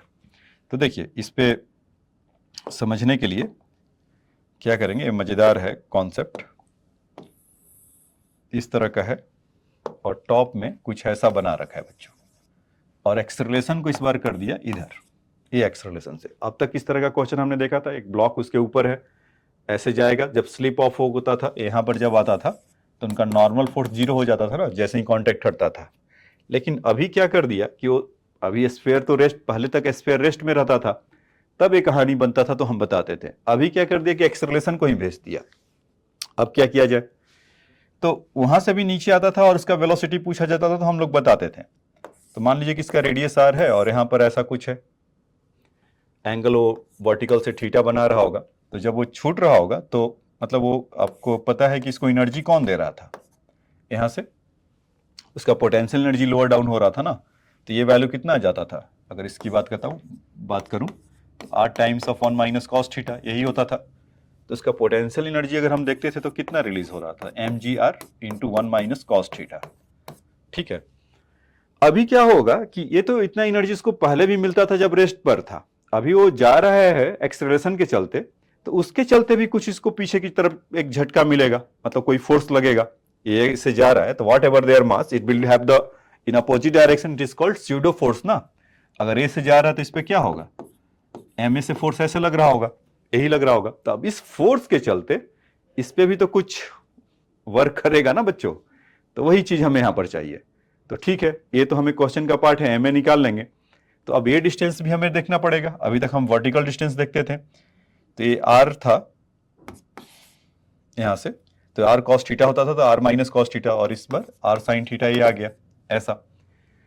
तो साथ साथ अब इसको वर्क डन कितना होगा, अच्छा तो हाँ, क्योंकि वो भी इससे मिल रहा है, तो इसमें होगा क्या कि इस पे जो फोर्स लग रहा होगा वो कितना हो जाएगा, एम ए ऐसा, और डिस्टेंस कितना चल रहा होगा, आर साइन थीटा। ठीक, अब ये दोनों मिलकर आपके एनर्जी को अब बढ़ा रहे होंगे, काइनेटिक एनर्जी को, मतलब पोटेंशियल एनर्जी गिरा तो इसके चलते कुछ एनर्जी वेलोसिटी आया होगा, काइनेटिक इतना इनफ नहीं था, क्यों, क्योंकि इस बार ए से एक्सेलरेट कर रहा था, तो पीछे की तरफ एक फोर्स लगा होगा, तो एम ए लगा होगा तो कितना चला होगा, आर साइन थीटा, तो यहां पर इसको लाके रख दिया, m a r sine theta equal to half M we square, तो m g r into 1 - cos theta, m a into r sine theta equal to half M we square ऐसा। तो हमसे बस वेलोसिटी का वैल्यू पूछा जा रहा था in the function of what the angle made on it, तो we can let assume here कि suppose angle theta made over here, then we can easily find out. तो एम से एम अपने अपने घर चले गए और वी का value equal to 2gr 1 - cos theta plus a r sine theta का स्क्वायर रूट ऐसा ले लेंगे क्या, 2gr 1 - cos theta plus a r sine theta, ये थीटा है बच्चों, यहां से छूट गया अगर है तो ये बस समझ में आया क्या कि इसका वेलोसिटी का इतना वैल्यू निकलकर इसका स्क्वायर रूट में आएगा। तो ये स्यूडो फोर्स की कहानी पर था। ठीक है, तो आज के लेक्चर में इतना ही बच्चों, इसी यहाँ पर लेक्चर को समाप्त करते हैं। इसके अलावा 2 4 5 क्वेश्चन मिसलेनियस और बच गया है, तो नेक्स्ट क्लास में उसको पूरा करेंगे, जो कि वो लास्ट क्लास होगा वर्क एनर्जी पावर का, और फिर वहां से हम लोग न्यू चैप्टर की तरफ चलेंगे, कंजर्वेशन ऑफ मोमेंटम। ठीक है, और इंपल्स मतलब वेरी नेक्स्ट लेक्चर जो उसका उस पर जाएगा। तो आज के लेक्चर में इतना ही। आपको कैसा लगा आज का लेक्चर तो जरूर बताइएगा, जो डाउट होगा मैसेज करके बताइएगा, तो उसमें आपको हेल्प किया जाएगा। तो नेक्स्ट लेक्चर के लिए तैयार रहिए। और हाँ, मिसलेनियस में मतलब कि कुछ जो स्प्रिंग वगैरह के हैं या जो उसमें कुछ मोमेंटम वगैरह के लिए उसमें है, तो देखता हूँ उसको, अगर 4 5 क्वेश्चन या एरोडोव के 2 4 क्वेश्चन को और लेकर आता हूँ, तो नेक्स्ट क्लास में उसको क्लियर कर दूंगा। तो हमारा वर्क एनर्जी से कहीं से भी आपको क्वेश्चन पूछेगा, आप अगर लेक्चर शुरू से लेकर लास्ट तक देखेंगे तो इसमें जितने भी एनर्जी का होता है, मतलब जो इसका टॉपिक का मेन है, मैं ये नहीं कह सकता कि उधर एनर्जी से अगर काइनेटिक में क्या चल रहा है या मतलब कि इलेक्ट्रोस्टैट्स में क्या चल रहा है, उन सबको मैं नहीं बोल रहा हूँ, यहाँ तक के लिए बोल रहा हूँ। तो हम यहाँ तक में मैं लगभग कवर कर लिए, मतलब इस चैप्टर पे जो कोर उसका होगा। बाकी 2 4 5 क्वेश्चन जो ट्रिकी टाइप के होते हैं, तो वो मैं वहां से बोल ही रहा हूँ कि बताऊंगा, और वहां से रोडोप के लिए बताऊंगा। और नेक्स्ट चैप्टर मतलब इसके बाद वो लास्ट लेक्चर होगा, उसके बाद हम लोग कंजर्वेशन ऑफ मोमेंटम की तरफ चलेंगे। ठीक है बच्चों, थैंक्स फॉर योर टाइम।